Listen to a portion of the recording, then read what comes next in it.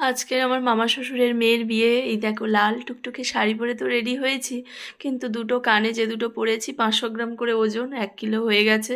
জানি না লাস্ট পর্যন্ত রাখতে পারবো কি। আর গলায় একটা পরবো না ভাবছিলাম, পরে নিয়েছি। এই দেখো বাবু এখানে খুব সুন্দর একটা পাঞ্জাবি পরে রেডি হয়েছে। আমরা হচ্ছি বাঙালি, যে ট্রেনটায় যাবো ভাবি তার পরের ট্রেনটাই ধরি। ওর বাবা অলরেডি বাড়িপুরে এসে আমাদের ফোন করছিল, তারপরে আমরা ঢুকে গেছি বিয়ে বাড়িতে।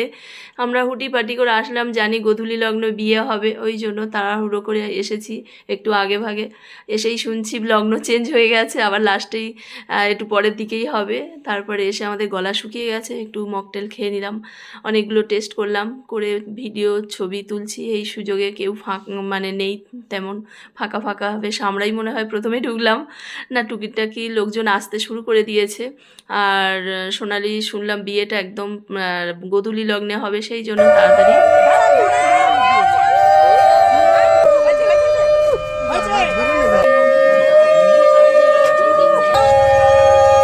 আমার মামা শ্বশুরের বাড়িটা হচ্ছে যাদবপুরে, এখানে একটা কমপ্লেক্সে বিয়েটা হচ্ছে। মামিমা সুন্দর করে মিষ্টি খাইয়ে সুন্দর জামাইকে বরণ করে নিল। আমরা এখন জামাই দেখতে ব্যস্ত। এদিকে আমার বাবুর এত খিদে পেয়ে গেছে, আবার একটু ভেজ পকোড়া নিল। এই যে জামাইয়ের পাশে গোলগাল চেয়ারখানা, যে ছেলেটাকে দেখতে পেলে ওটা হচ্ছে আমার একমাত্র ননদের বড় ছেলে।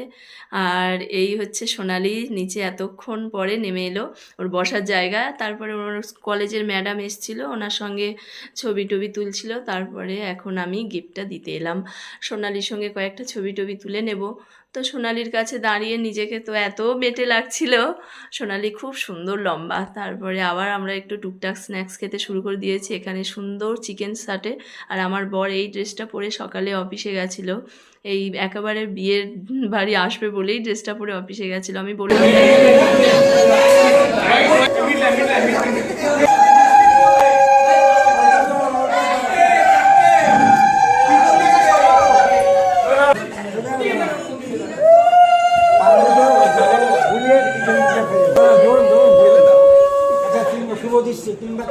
হয়েছে 3 বার।